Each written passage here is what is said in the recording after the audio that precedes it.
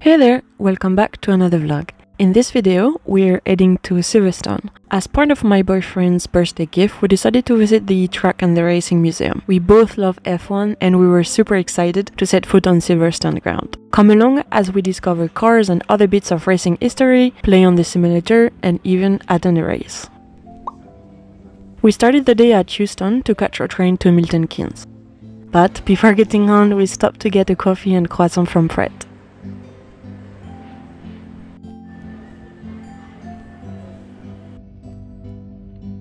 It takes between 45 minutes and 1 hour to travel to the station. The journey was pretty smooth and we arrived under rather gloomy weather. To get to the track, we had to take a bus. Since it was not a race day, the bus schedule was quite erratic, but we managed to catch one in the morning. You can pay directly on the bus, which was really straightforward. We then traveled for another 45 minutes through the English countryside before finally arriving at the track.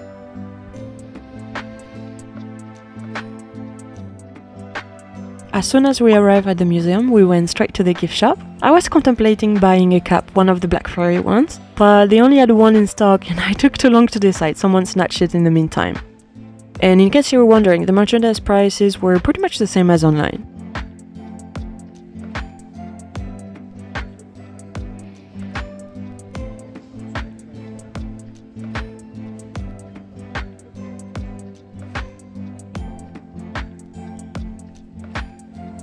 After browsing, we went outside to check the viewing area where you can see Turn 7. It was named after the Louvre Abbey that stood there a few years back.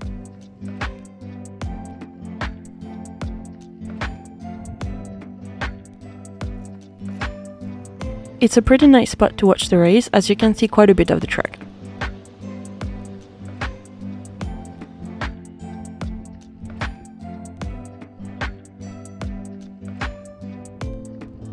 We then headed upstairs to check out the museum.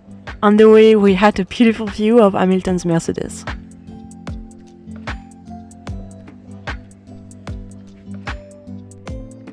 Before entering the museum, we stayed in a room with a countdown and the sounds of F1 cars, which really put us in the mood.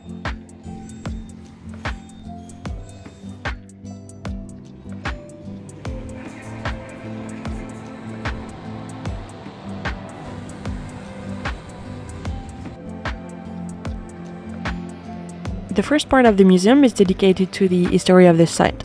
From the Abbey, founded in the 12th century, to the WW2 RF base. It provides an understanding not only of the area, but also of the names of most of the corners.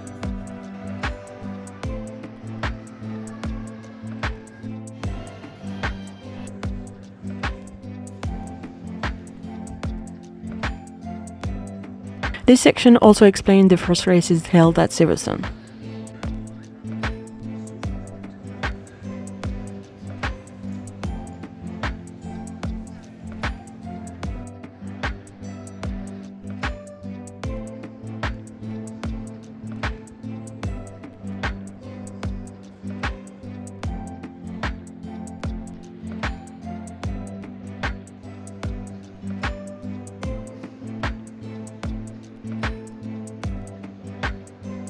We then moved downstairs to explore the interactive part of the museum. There they had display about the pit as well as the pit wall. There was multiple screens all over, featuring quizzes or a question asking you to choose as if you were an engineer or a mechanic. I think this must be a very cool feature for kids to experience.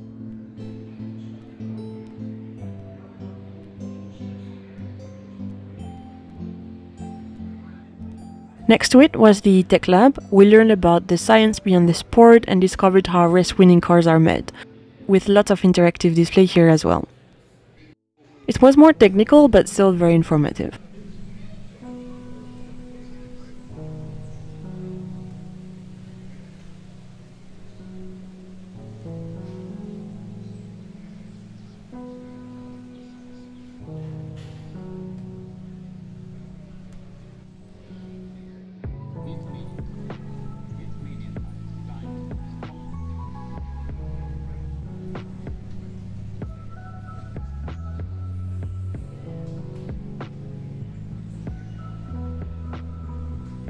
The last part of the museum is full of racing memorabilia.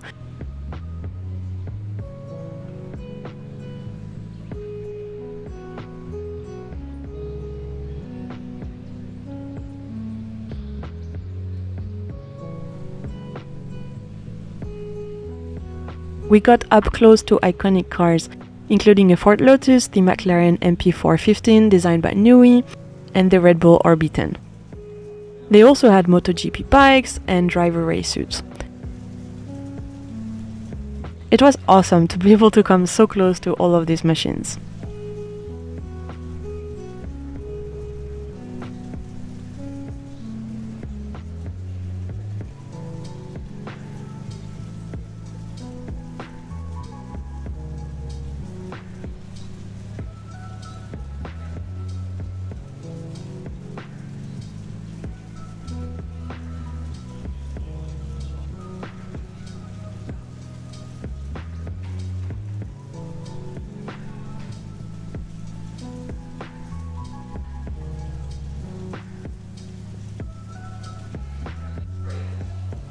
To finish the tour, we went into a movie theater room-like, which had a 180-degree view of the race, with all different types of vehicles that raced on the Silverstone track.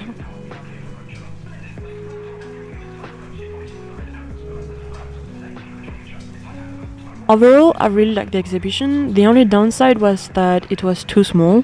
I think we spent around an hour there.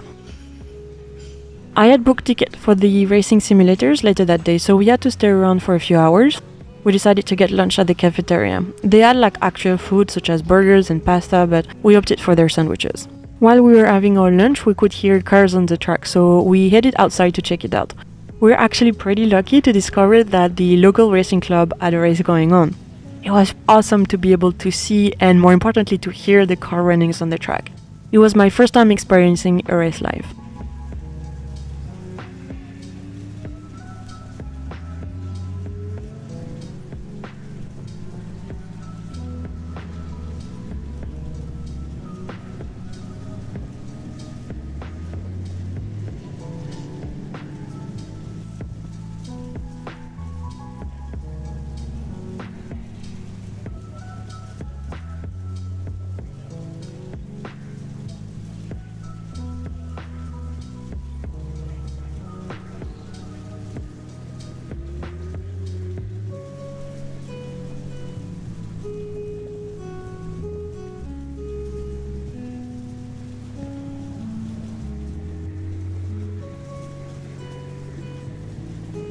But unfortunately, we had to go back inside to go to the simulators before the race stops. In the simulator, we were able to race on the Silverstone track for around 30 minutes. The goal was to do as many laps as possible. It was easier than I thought it would be, though I still came second to last. I was unable to make one valid lap time. And this was the end of our time at the museum. We pre-booked a taxi to go back because we didn't think we would be able to catch the last bus, though in the end we probably could have. We were able to catch our train in time and went back to London. I hope you enjoyed coming along on this F1 adventure with us, and I will see you in my next video, one of which we will attend the Budapest Grand Prix.